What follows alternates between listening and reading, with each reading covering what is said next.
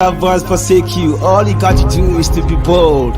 I knew it years ago that those who undermine me had their minds undermined, but I never mind. They should keep on undermining because I'm a real good. I must undergo mining. Talking of mining, it leads to discovery. We mine to discover. We learn to discover. We observe to discover. Friends can uncover you at the same time discover you. But I don't want to discover you. I would rather discover more, so I go on the internet and I listen to words of wisdom and intellect. Availability of information, interviews of great men and women all over the diaspora and all nations. Creativity at its best, dexterity of research. No need to go through any formal education. I introduce you to the Discovery Show. Let your friends and your family know the struggles before the blow, their highs and their lows. Pay attention to this show. It will make you feel at ease. The Discovery Show on YouTube got the steez. Now Perry, the presenter, please pose for the camera. I want to hear you say cheese. We are airborne like a flu. I want to hear you sneeze.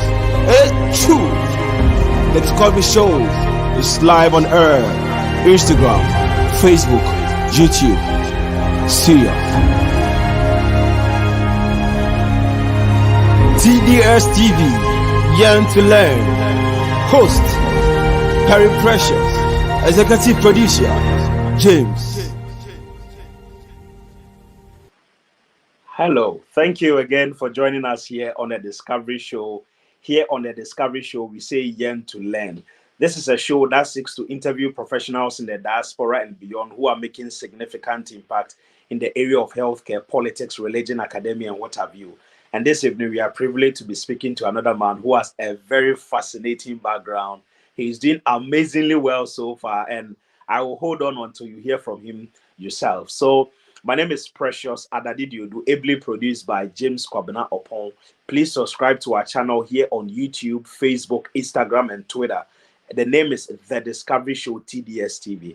And kindly share the link for us and listen to such an amazing story. So, I'm privileged to be interviewing Dr. Eric Gyan this morning, this evening, this afternoon, wherever you are joining us from. You are welcome, Dr. Gyan. Thank you very much. Thanks for having me. Thank you so much. You have an amazing, I was just telling you in the background, you have a very amazing story. And I want you to take time to tell us a bit about yourself, your background, where you're coming from, professional-wise. Tell us a bit about yourself, and of course, we can go into it a bit more. All right. Thank you very much. And my greetings to all your viewers, all your listeners all over the world. It's really a privilege to have the opportunity and to be counted worthy to share your experience. And I must say, I am humbled to be with you this evening. Yes. Who is Eric? Eric is the last born of 4 children to my father, who is Mr. John Kingsley Gyan, and my mother, who is late, Mrs. Margaret Gyan. It started with a very humble beginning in a mining community in Ghana, that is Akutia, in the eastern region. Growing up in Ghana, especially in the mining community, it has its own challenges, how to combine academic activities and the tendency to be running after money and all that is there. So I attended Amanfrom GCD local authority primary and JHS, and then having completed, I had opportunity to be admitted into one of the greatest schools in Ghana, that is Adisada College. Yes, so I'm a Santa Clausian. And then from Adisada College, I offered science and had opportunity to go to attend the best university in Ghana so far, that is the University of Cape Coast, where I offered my first degree in human biology. And then after that, that is my after that, I did my national service, and then eventually entered my master's program, that is in cancer immunology and biotechnology. So after the cancer immunology and biotechnology, I came back to my alma mater, that is University of Cape Coast, to do some teaching. And after teaching for a while, I realized that I still have a bit more to learn, and decided that, yes, I would pursue my medical career. And so from the master's degree program, I entered into the medical school, which is quite Okay. not the usual format. But Yeah. so I now went through the medical school at the University of Cape Coast once again. And then having completed that, I um, started practicing as a medical doctor, and then followed it up with a PhD, a split site PhD program from that is being was run between University of uh, Nottingham in the UK and then Kwame Nkrumah University of Science and Technology. So I recently defended my PhD thesis, and I'm awaiting my graduation. That is somewhere in November, which the date is yet to be set because of the strike and everything. But Yeah. I believe that it would come up very soon. So that has been my academic line for now. Yes. I like that for now. No, I mean, congratulations. Seriously, I am so encouraged. When you sit back and, I mean, you look at all these things you've been able to achieve, especially the academic journey so far, how do you see it? Do you think it is perhaps some sort of, I mean, do you get fascinated that you've been able to achieve all these at once? What do you make of it? Yeah, I must say it hasn't been easy.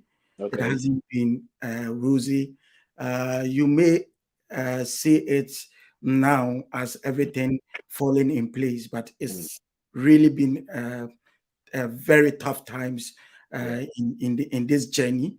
But I owe it all up to God, because I mean, I without Him I couldn't, or I wouldn't be able to reach this particular pedestal.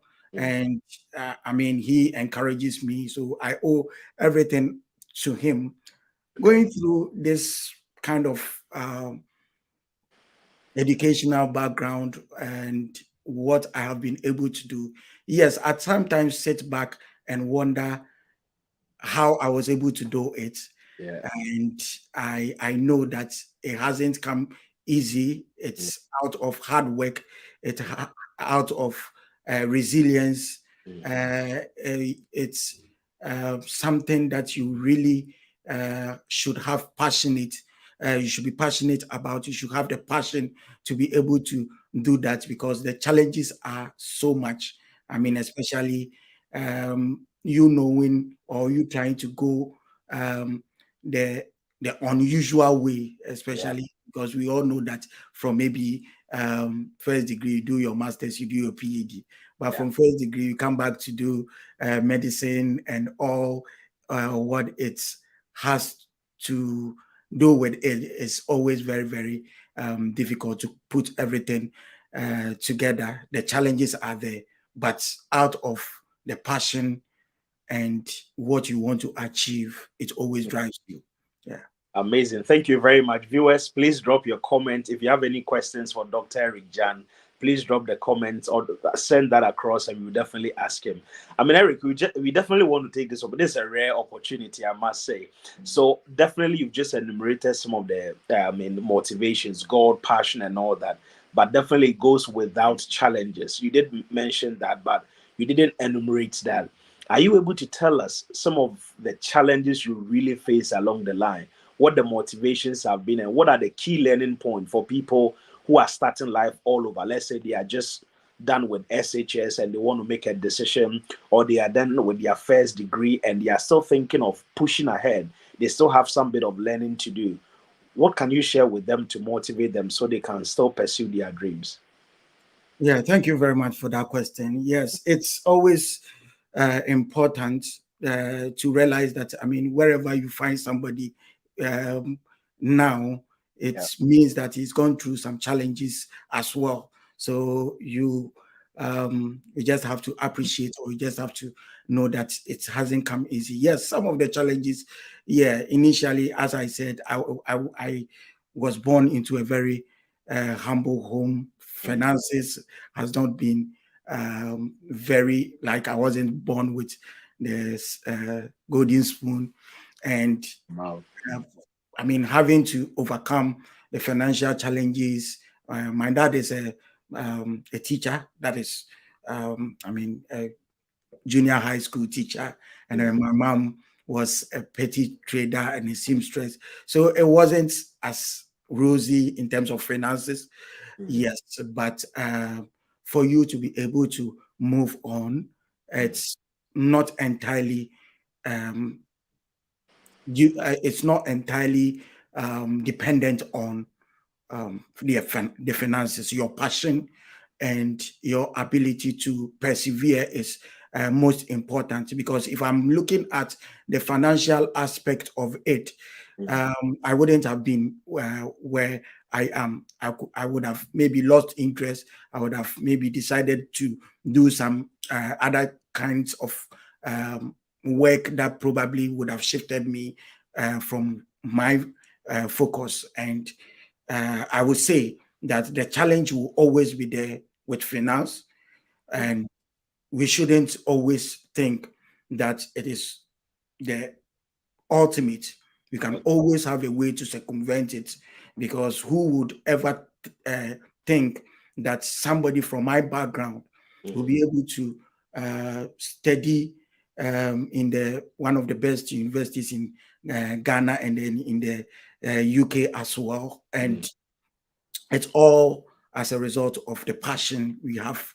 And then another challenge, one major challenge, is the when you decide to take a decision which is not the ordinary, like what everybody is used to, you would face a lot of challenges. Your lecturers will be talking down at you, your employers. It will come with its own challenges. Your teachers, your former lecturers, and all that. So, for instance, taking the decision to enter into the medical school was a tough one. I would have to shelve whatever I am doing as a lecturer, and then start medical school without salary, without anything.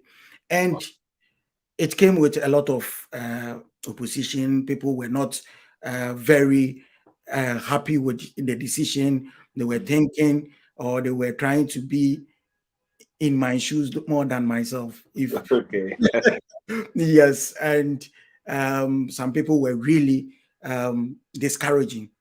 And in such situations, if you know where you are going, it is always important for you to focus. Because if what you have done is what ordinary, everybody would have done it. Like if what you are doing is just simple, everybody would have done it. That's right. But you knowing that it is not the ordinary, that is where you have to motivate yourself, and then be able to overcome those challenges, people talking down at you and all that, and then be able to achieve what you have to achieve. So it's important we look at that as well. Yeah. Oh, you've done a lot for yourself. Thank you, and congrats again. Let me ask this question. I know, especially in secondary schools back in Ghana, a lot of science students ordinarily want to be moving in the area of medicine. So let me say it's the number one dream for a lot of science students. Would you say, looking at yourself, will you say you are either overambitious, or after pursuing that dream of medicine, you realize perhaps it was not really how you perceive it to be, and therefore you needed to go further to do a PhD, or genuinely you wanted to perhaps triangulate all these experiences and make a bigger impact? That's why you decided to go for further studies, in this case, PhD after the medicine. Yes. The decision to do a PhD has always been there. uh, after having gone through my master's in cancer immunology and biotechnology at the University of Nottingham. I was exposed to research, and I always wanted to do research. And so, even deciding to go to the medical school, one of the motivating factors, or one of the factors that made me choose University of Cape Coast, was the fact that they blended research with the usual academic curriculum of the medical school. So that was really the reason why I had to choose UCC to any other university in Ghana, because of the research background, or the research component of it. And I must say that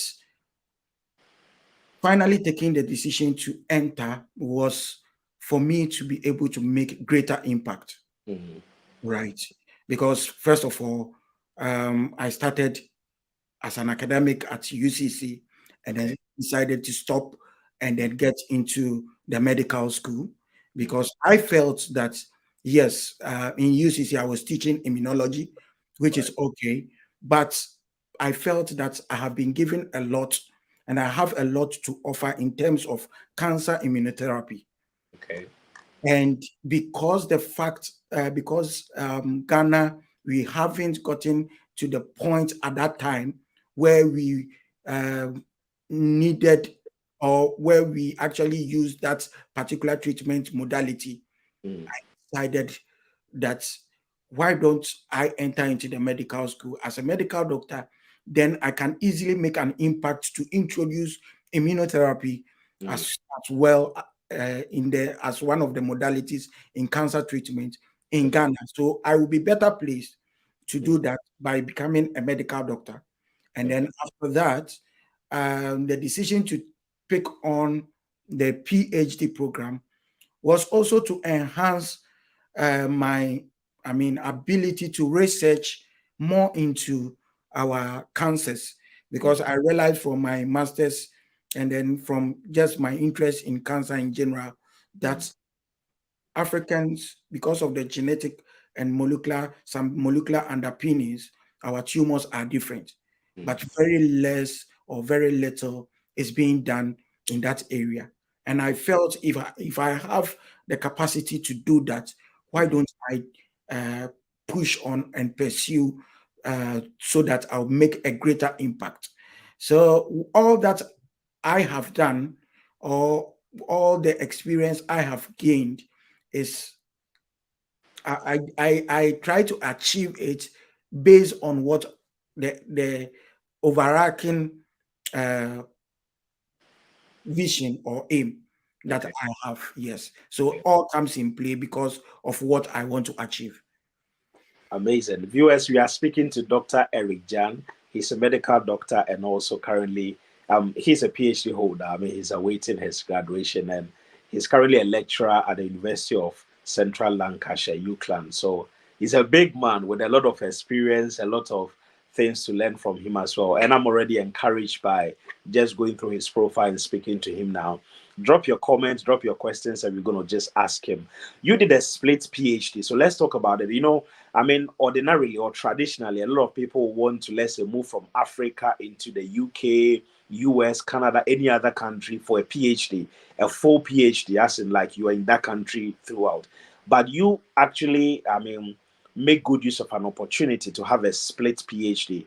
How is it? How helpful is that compared to perhaps per your own knowledge and discussions with friends with the ordinary traditional PhD? And what would be your words to people who are watching and perhaps will have another opportunity or will have other opportunities of doing a PhD, which is also a split a situation like yours? What would be your words to them, words of encouragement to them to take it on? Yes, thank you very much. Looking at my background, it is not as if I wanted any PhD, from any of the universities, I wouldn't have been able to get it. I would have been able to get it, but it was for a purpose that I chose this split site PhD. It is not just um, um, something that came along the way. It was well thought through. The reason of the reason why I did this kind of a PhD program was the fact that I wanted to do something in our population. So Okay. I wanted to look at breast cancer in African population, as I have made mention, or as I've earlier on explained, that our tumors are different. Our breast cancer is different from that of the Caucasians, but very little is being done. Mm. So I felt that the impact that I would be able to make is to research into it. And by the split sites program, where I have the ability to do part of the work in the UK and part of the work in Ghana, I will be able to get my samples and the study population in Ghana, and then the facilities that are not around, or like that are not available for us in Africa, I can get the opportunity to be able to do that in the UK, so that the gap between research in Africa and that of the Western countries will be bridged, at least to an extent. At least it will start as it will start from somewhere, at least from my, if nothing at all, from my research. Others will also know that there is a path like that which Commonwealth has laid down for us, so that we can take that opportunity and do a cutting edge research on our population. So I would encourage anyone who is also thinking about doing a PhD or pursuing a PhD to look at that as well. It Okay. is very important. It will help us push the frontiers in terms of African research. It will help us to get adequate data and research evidence from our population. If I had done it maybe in the UK, Yeah. I'll probably be working on their samples, Yeah. and that wouldn't have a direct impact on our people. And That's that was the major motivating factor mm. for me. Yes. Wow. Thank you very much for sharing your experiences. How has the transition been for you? A technician to medical lab technologist to an academic to a clinical researcher to a lecturer in Ghana and then a lecturer in the UK and going through the PhD program, and now you are teaching pathology in the medical school. How has the transition been, and how have you been able to incorporate your previous experiences into each other? I know now you work more under the umbrella of an immuno-oncologist. Has all these experiences come together for you? Yes, I must say that the perfect work for me is to teach, because Okay. I have vast experience in different areas. All right. If I decide to become, or if I decide to just be in the clinic, I will probably be using a very small aspect of it to for my daily practice. But as a teacher, I have the opportunity to impact knowledge. So if I am teaching, I am well versed in immunology, I am well versed in pathology, so all the experiences I have gathered from the medical laboratory, technology, to me becoming immunotherapist, or every experience comes into play very perfectly as a lecturer. So I know that yes, I am a medical doctor, and I love to practice as well. But where it sits down very well for me is to become an academic, Okay. because I will have the opportunity to also research as well as an academic, and Okay. then also be able to impact knowledge to the younger generation. With my experience, I don't think I should be boxed in one sub specialty. Okay. So by teaching, I will be able to impact my experience and knowledge to a whole lot of generations. So that is why it sits down very well for me. Yes, starting from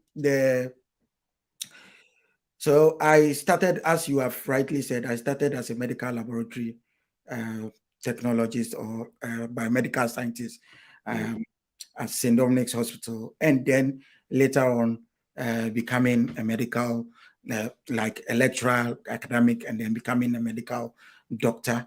Yes, everything pieces together very well. It gives me a wider perspective, a wider coverage to be able to think.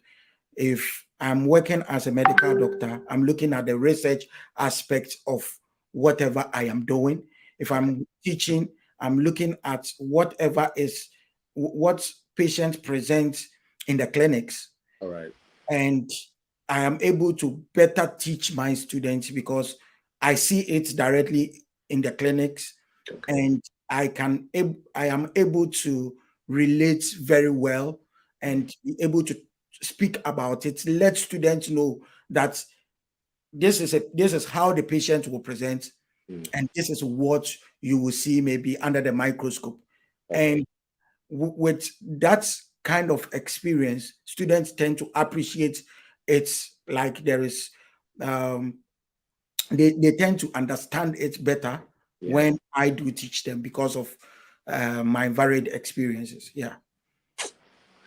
Amazing, amazing. You know, you can see I'm smiling throughout the interview because I'm very impressed with your, progression and everything. And I mean, congrats again. Well Thank done on your achievement.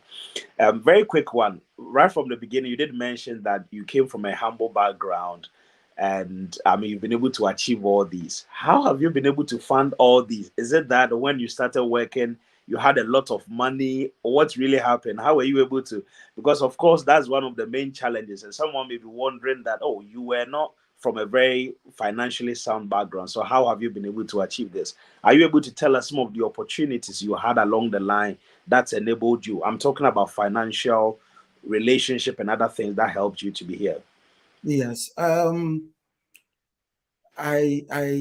must say that it's not been easy, Okay. but your ability to think outside the box and then try and have a positive mindset is very, very important. So from,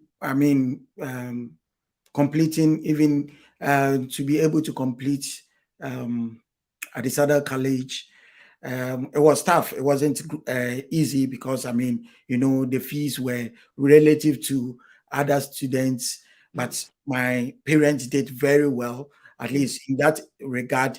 Even if they will have to go the extra mile to get me everything that I needed for school, they would do that.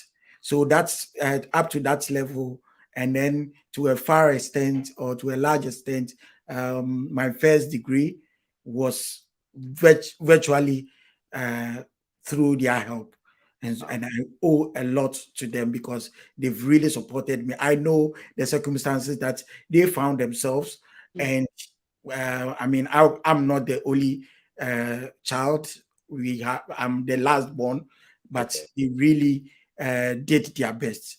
But moving on, I felt that it is time to leave them alone. Okay. It's time to, if I want to pursue, I shouldn't worry them. So that is when I decided to think outside the box. I decided to look elsewhere. And that was when a friend, that is Dr.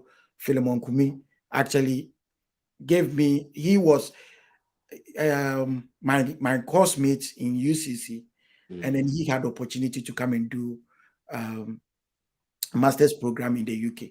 So he just gave me the insight that, Eric, looking at your academic performance when we were course mates, I think you are a good candidate to get a Commonwealth scholarship. Okay. So he told me that, and I was like, okay. So immediately he gave me that message. I just told myself that the next time I'm calling my friend, that time I will be using a UK line to be calling him. So Wow. I just decided to start working on it seriously. Yeah. And through that inspiring word that he told me, I was able to now research into the various types of scholarship available. So I Okay. started applying to many medical schools in the UK for my master's. I got offers and then different levels of scholarship.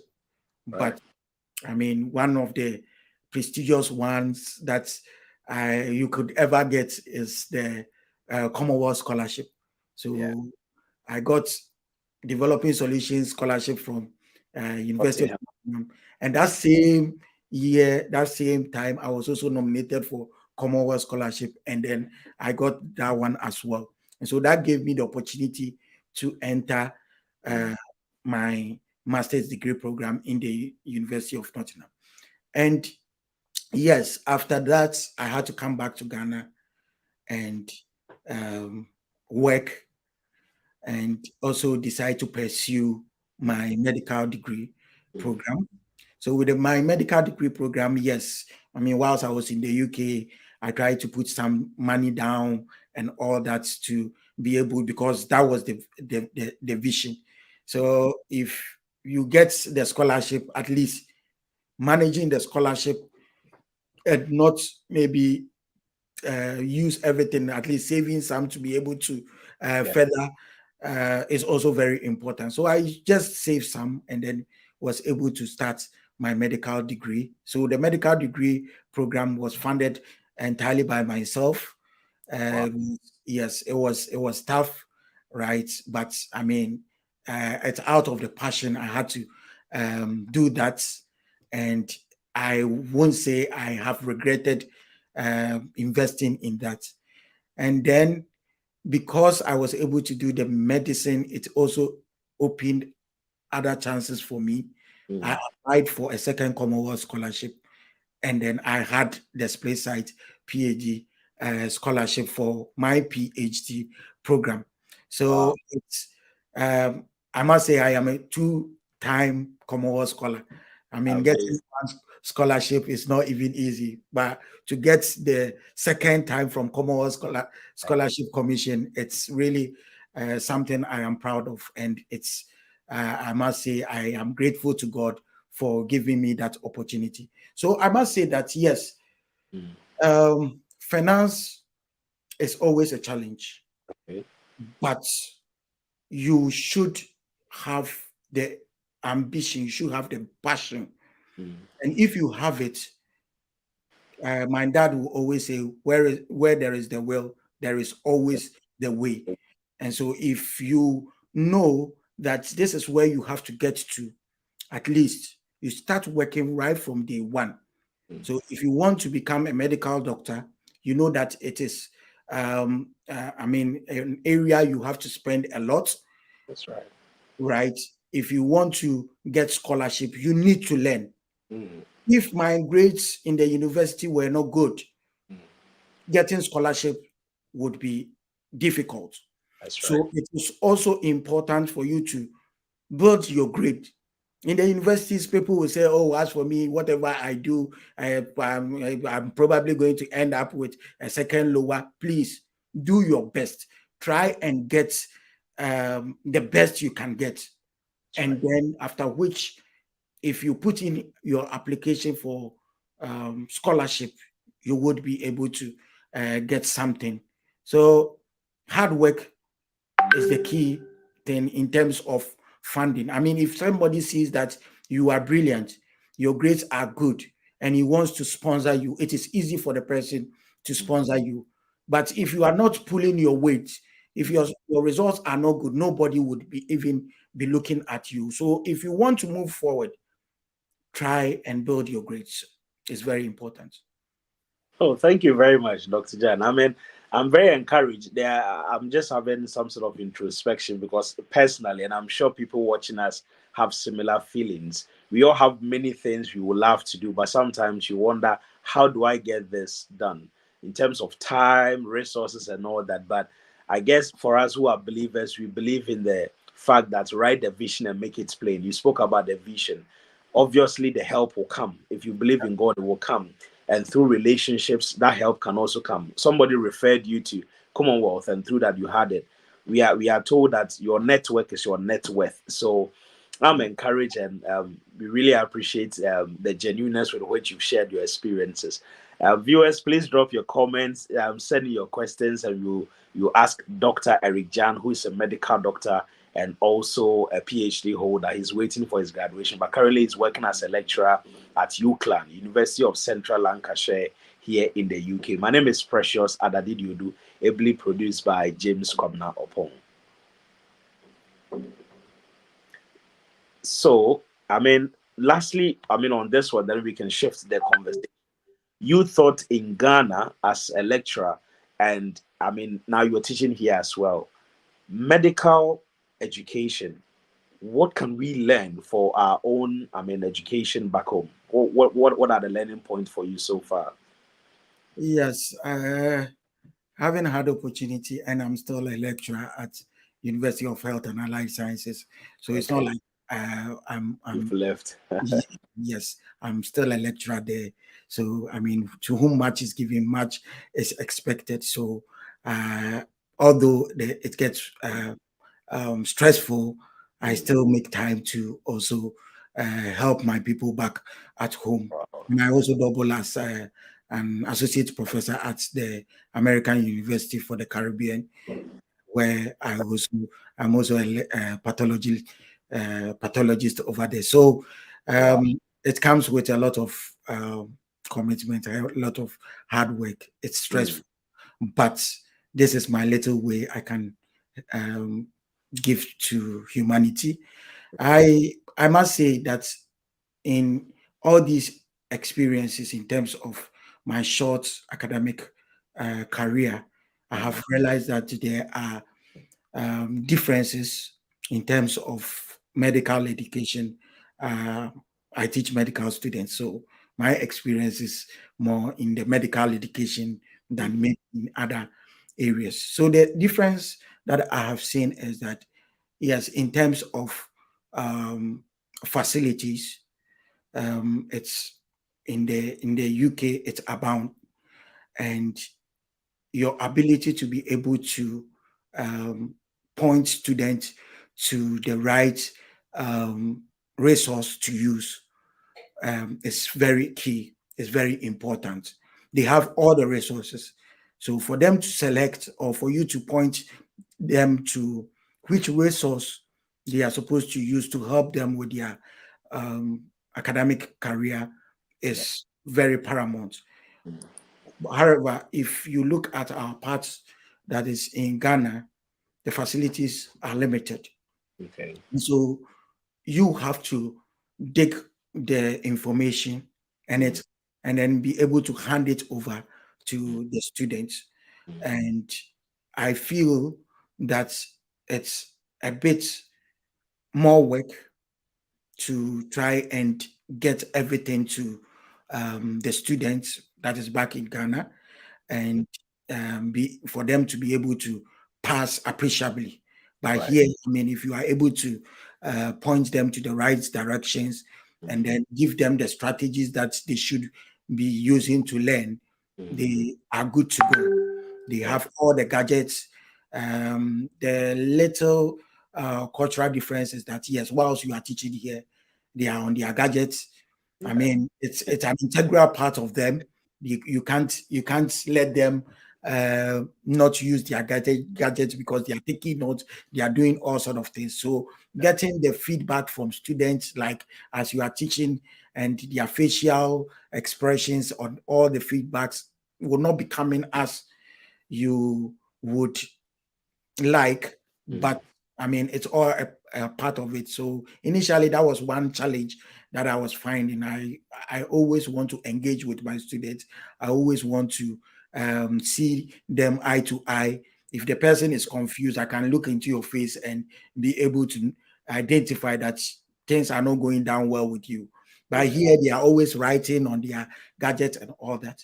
But in a way, it's a nice blend between the two. So I've found a nice way of at least trying to put questions on them to find out whether they are actually following what you are doing and all that. So there are a bit of challenges here and there, but there are some advantages in our system and then some disadvantages as well. Similarly, same happens in the UK and then in the US as well. So, I mean, I must say, wherever you find yourself, you can still make it. Yeah. Meet Mr. X, an unhappy businessman who has been waiting for days for his goods to be delivered. Unlike Mr. X, business is booming for Mr. K because of his efficient partnership with Hembeck 60 Hub, also known as HP 60 Hub. We are an online platform that sources for goods from across the globe. We only pull high quality standard products from anywhere in the world and ship them right to your doorstep. Be it watches, clothes, bags, and many others, do get in touch by contacting us on www.henbeckagency.myshopify.com, or you can call us on +233 546 022 952 or hembeckTravels@gmail.com. Hembeck 60, truly a world of endless possibilities.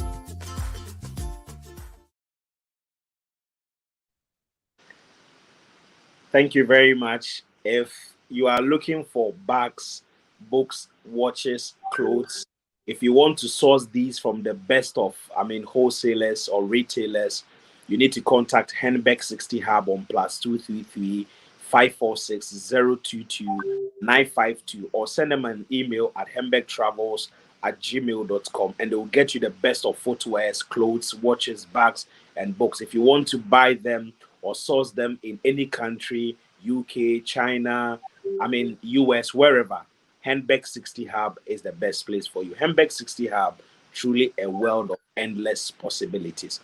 So, Dr. Gyan, let me read a few messages to you. Susanna Mensah says, very impressive. Congrats on your PhD, Dr. Eric Gyan. Luke Abeka says, excellent, big brother, Dr. Eric Gyan. Mabel Tra Divya says, always proud of you.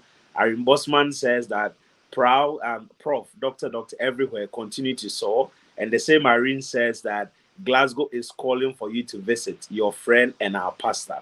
So these are some of the messages that have come in. I'll read the others later. But let's talk about breast cancer. Breast cancer.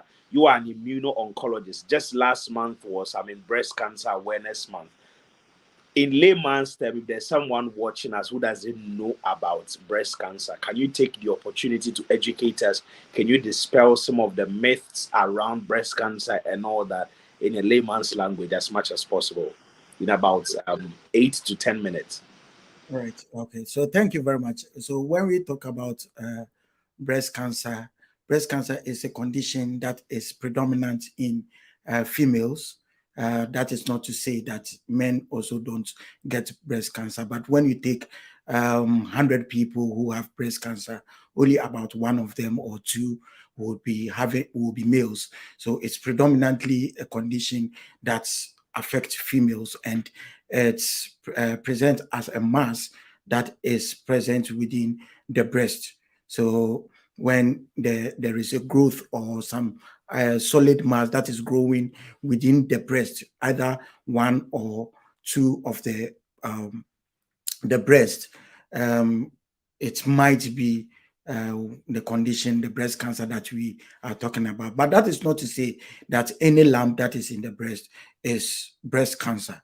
There are some other conditions, or there are some other diseases that can be within the breast. And so it's not every time. Most people think that breast cancer or any mass that is seen in the breast is breast cancer, and so they don't want to even get to the hospital at all. Breast cancer can be curable when it is detected early and if it hasn't spread to other parts of the body. If it is restricted to the breast alone, usually we have what we call different types of treatment that we can give to it, and you would be free if it is detected very early. But if you wait until it gets to the point where the cancer has spread to other parts of the body, such as maybe the lung or the liver or the bones or any part, sometimes even in the brain and all that, then that is what is going to kill you. So breast cancer can kill. It's very deadly. But the good news is that if it is detected early, there is something that can be done about it. Most people think it's because some people have gone and they've taken off their breast as part of the treatment. They think that everybody would have their breast taken out.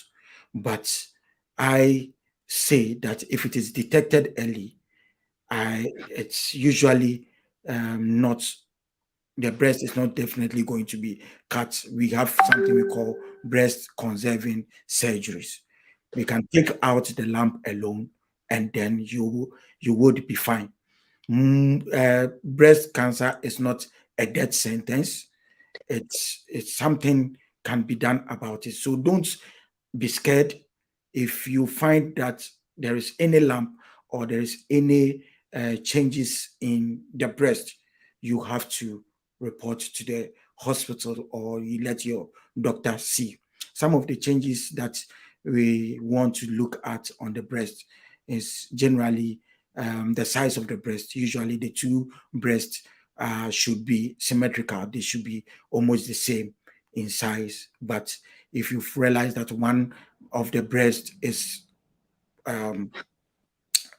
obviously bigger than the other, then you should know that there's something maybe ongoing. If there is a mass in it, you have to look at it. If the texture of the breast has changed, that is, if the skin, you can find some skin changes on maybe one of the breast or both breasts, either even at the nipple or anywhere, then you have to look or have it checked.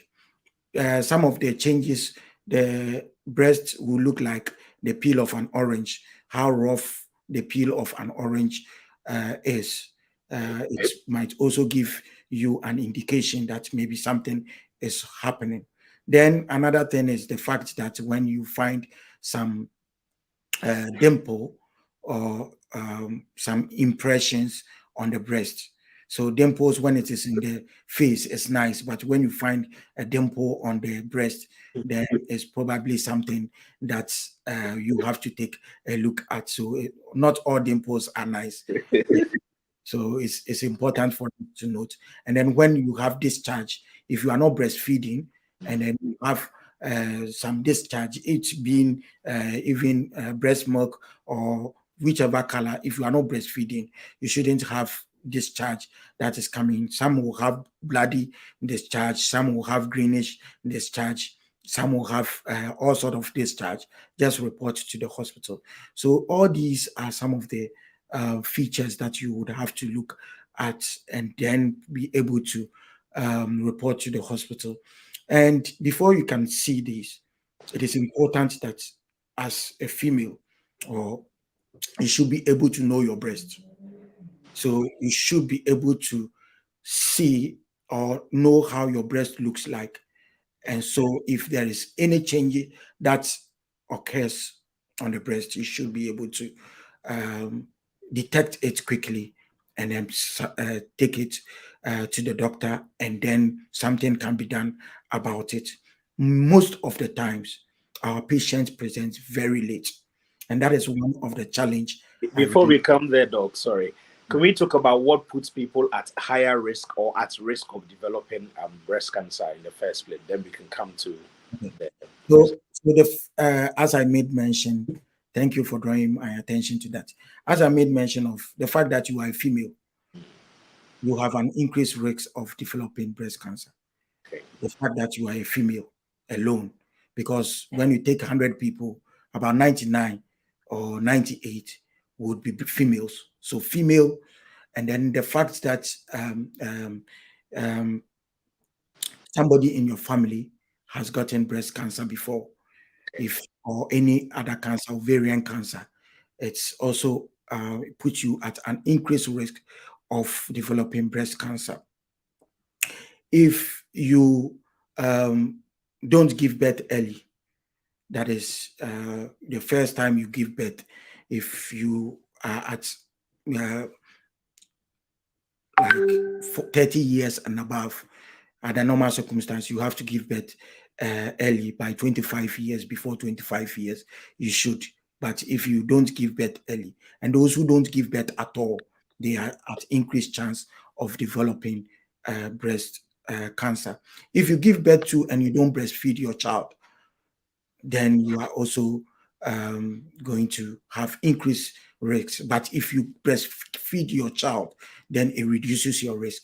And then more so, even if you do your exclusive breastfeeding for 6 months, it further lowers your risk of developing breast cancer. If you also a female and then you get your menses early, that is when you the first time you have your menses.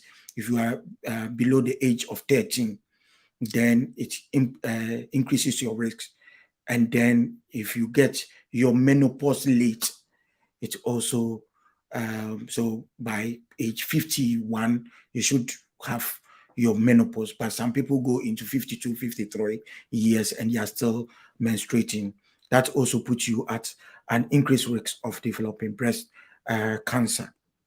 So all these increases the risk of a female developing breast cancer. But if your family member has had it, or even if you yourself has had breast cancer before, your chances of developing breast cancer is high. Yeah. Amazing. Thank you very much. I mean, you did mention one of the myths you've dispelled today is that males also can develop breast cancer. Yes. And you did mention also that females should know the size of their breast in order to be able to identify any changes. Someone will ask, what about men? I know that, I mean, as someone in the medical field, I know about gynecomastia. You may have men who have, I mean, large size of breast due to maybe hormonal imbalances and all that. Would you say that that could also be a sign of, let's say, breast cancer in men? I think what I'm trying to ask is that how can men also readily identify some of the signs of breast cancer? Yes. Oh, so for men, our advantage is that because our breasts, they usually don't develop like that of the females. And so if there is a lump or if it starts developing a lump, it is easier for us to see. So immediately something sticks out of the area, you would be able to see, unless, as you said, those with gynecomastia, where they have breast development already. That one, it might also hide, just like that of the females. But in general, if a man develops a spot or a mass, it is easy for us to identify. That is why we don't usually would stress on self-breast examination, because it's easy for you to pick it up. But for the females, because the breast is bigger, it can easily be obscured, and then they won't be able to identify. So that is the difference. Yeah.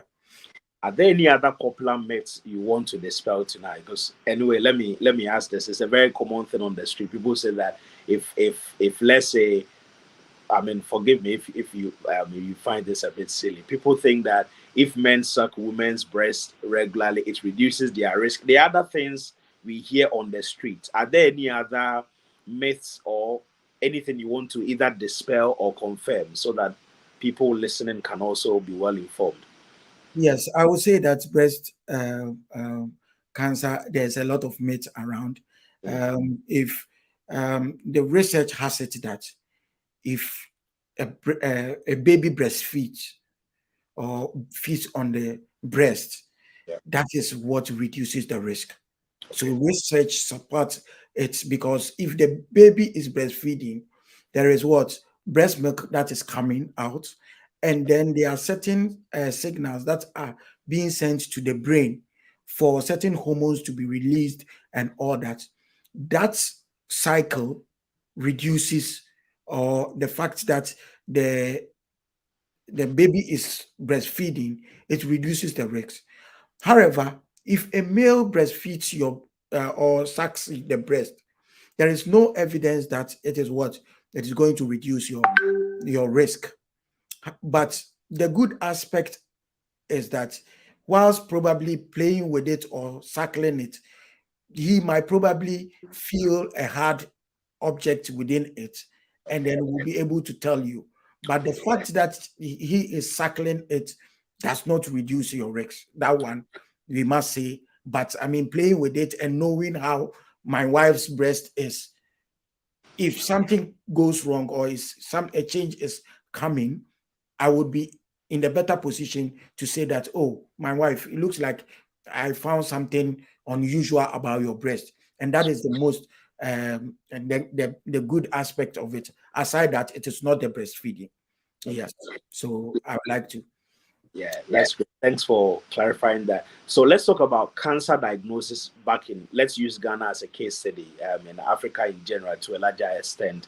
I know in Ghana, for example, diagnosis and screening, we don't have a national cancer registry. It's usually nested within, especially the teaching hospitals. And even that, I think they have their own challenges. But I guess what I'm saying is that it looks like screening is more population based, and that could lead to under screening, over screening, and all that. How do we resolve this issue? What do you think would be the best approach if there are policymakers listening to you? How do we go about cancer screening in Ghana so that we're able to identify people on time? And if we can also tie it in with, cancer care in Ghana and the funding, are we doing our best? National insurance, what is being covered and what is not being covered, so that if there's someone who needs that care, they are well informed from this platform. Yeah. So thank you very much. This is a very important aspect, or it's a very important, because if you find a lump in your breast, what next? I mean, because of some of these things, most people don't even present to the hospital, and it's important that we know. Yes, for now, our national health insurance is able to cover to some extent some of the costs for management of breast cancer in Ghana. However, it doesn't cover all, and the patient will have to do a lot by herself to be able to foot that particular bills that would be. So it's a very great challenge. Yes, we are in the era of precision oncology. We are in an era where we actually look into your breast cancer and should be able to tell which mutations you have, and then which help or which treatment we can give depending on the type of breast cancer that you have. So in the Western countries, that is where cancer treatment is moving. It has shifted from the orthodox type of treatment where one size fits all. Everybody goes through adjuvant therapy, chemotherapy, and then radiotherapy and all that. But now the treatment is more becoming personalized. And it is important for us to also get there. It is important to give the best to our patients that is in Ghana. But because of funding, because of the fact that we don't have enough facilities for the diagnostics. I mean, now there's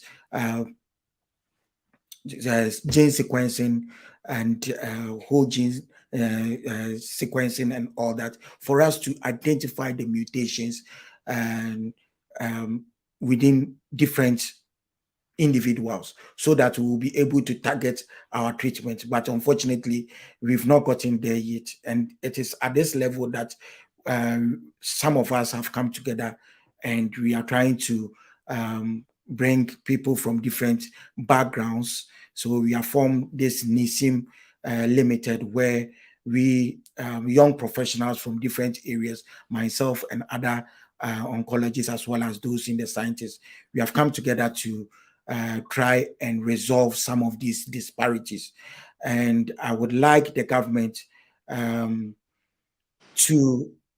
look into the cancer treatment, how best we can support our patients, because the national health insurance is not enough to help our patients.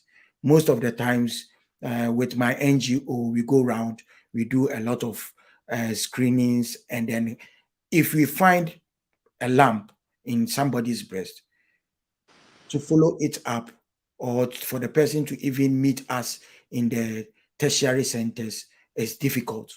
And so we should be able to get other centers in the peripheries, not only concentrating on the tertiary centers, which are based in Accra and Kumasi and then Tamale. We should also diversify our cancer treatment centers in other district hospitals, and so that our patients would be able to get enough access to cancer treatment. You spoke about your NGO. Just tie it in briefly and tell us a bit about your NGO. What exactly is the name? What do you do? How can people be of support? What sort of collaborations are you looking at? And what's your vision and target, really, so that if there's someone who wants to be of help, they could readily come on board?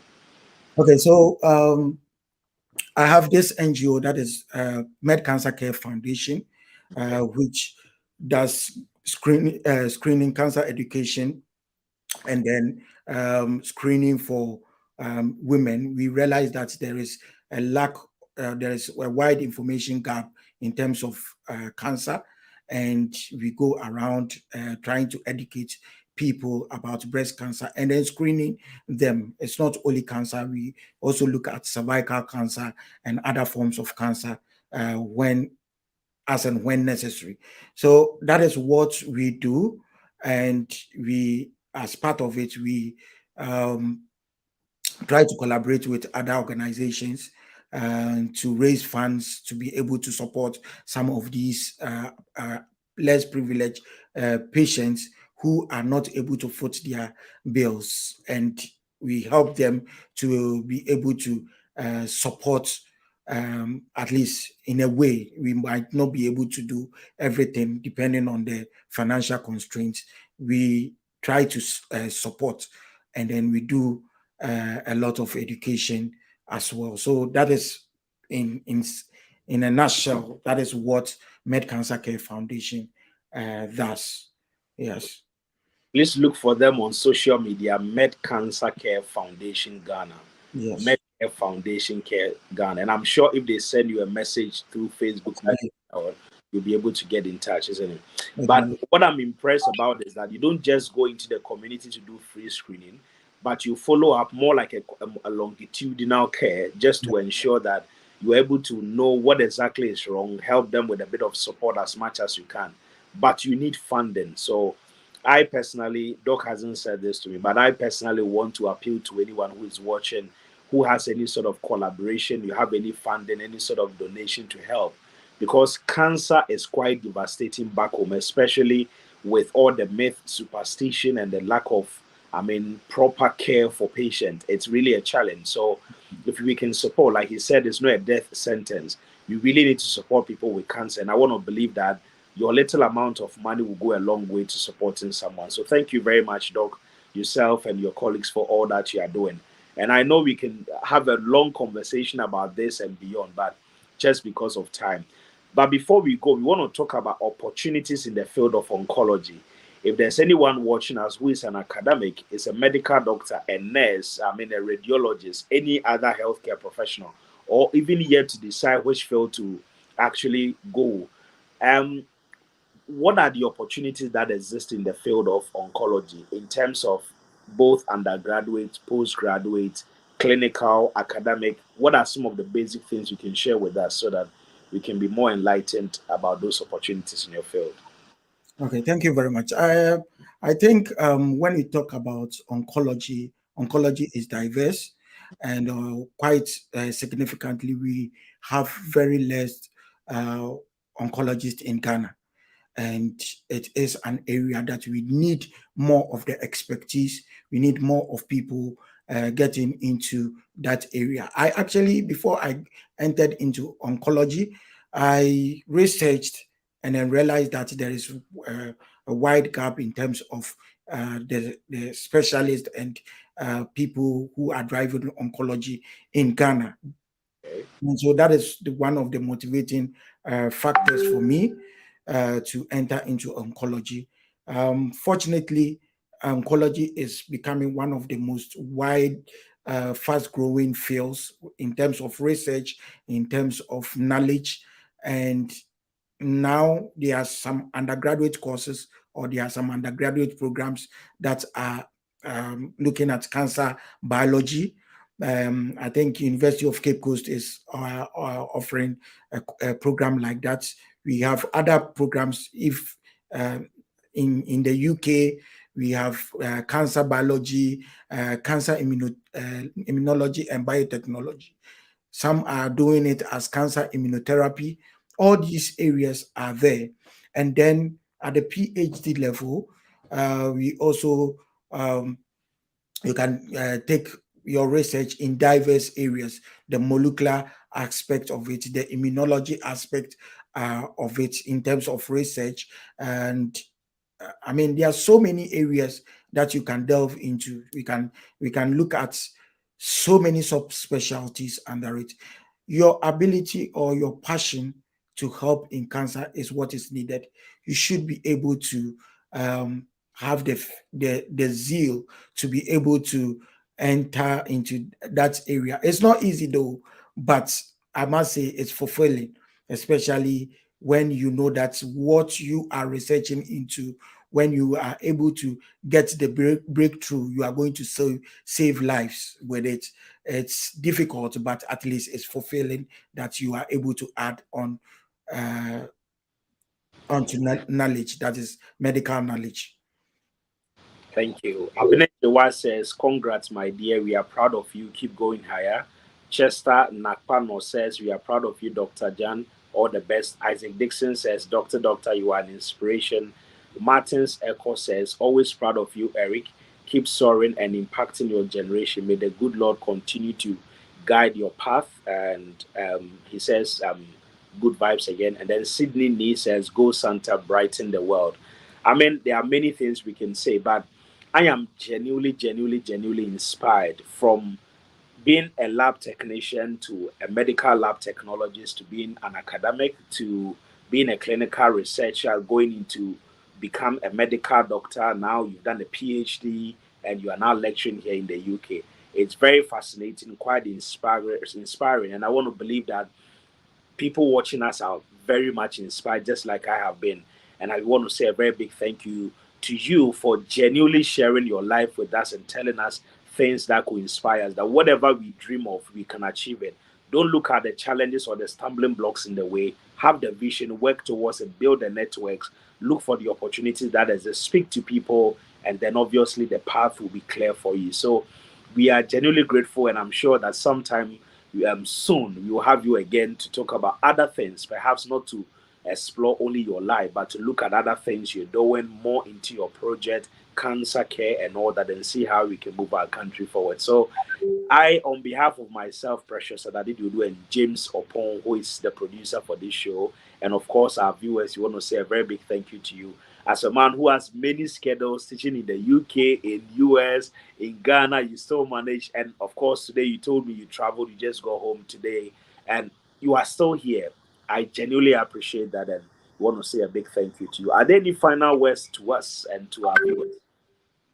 Yeah, so thank you very much. I am also humbled that you found me worthy to be on this particular show. As I have said, the passion is the most important. You being able to identify your vision and then working towards it. And most importantly, you shouldn't forget about your God, because aside everything, you can never achieve anything without God in the picture. There is nothing that I have done that I will say it is by my strength or by my, I don't deserve any of them. Everything, even just getting the knowledge, just getting the vision, everything will have to be inspired by a supernatural being. And my utmost support has been God. And that is what I would leave with your viewers and with everybody listening to me, that without the God factor, it is difficult to make it. Thank you so much, Dr. Eric Gyan, a medical doctor and also a lecturer at the University of Central Lancashire, UCLan, here in the UK. And I want to believe you are encouraged yourself by just listening to his story and the great knowledge he shared with us. This is what this platform is about. The whole idea is not only to get views, it is to bring encouragement to you by listening to people's journey, people's stories, and also to know the opportunities that exist in their field. So let someone know about this platform, share with people, tell them to come and listen to people. And just by that, you'll be inspired to move ahead. You have no idea the inspiration I've picked today to be able to do something that I've waited on for a very long time. So thank you very much, Dr. Gyan, and thank you, viewers, for joining us as always. And we want to say God bless you. Have a lovely week, and we hope to catch you soon in a few days. God bless you, Doc, and have a wonderful evening. Thank you. Thank you. Life is a journey and sometimes can be a lonely road. When friends and loved ones forsake you, all you got to do is to be bold. I knew it years ago that those who undermine me had their minds undermined, but I never mind. They should keep on undermining because I'm a real good. I must undergo mining. Talking of mining, it leads to discovery. We mine to discover, we learn to discover, we observe to discover. Friends can uncover you at the same time discover you. But I don't want to discover you, I would rather discover more, so I go on the internet and I listen to words of wisdom and intellect. Availability of information, interviews of great men and women all over the diaspora and all nations. Creativity at its best, dexterity of research, no need to go through any formal education. I introduce you to the Discovery Show. Let your friends and your family know the struggles before the blow, their highs and their lows. Pay attention to this show, it will make you feel at ease. The Discovery Show on YouTube got the steez. Now Perry, the presenter, please pose for the camera. I want to hear you say cheese. We are airborne like a flu. I want to hear you sneeze. It's true. The Discovery Show is live on air, Instagram, Facebook, YouTube. See ya. TDS TV, Yearn to Learn. Host, Harry Precious. Executive Producer, James.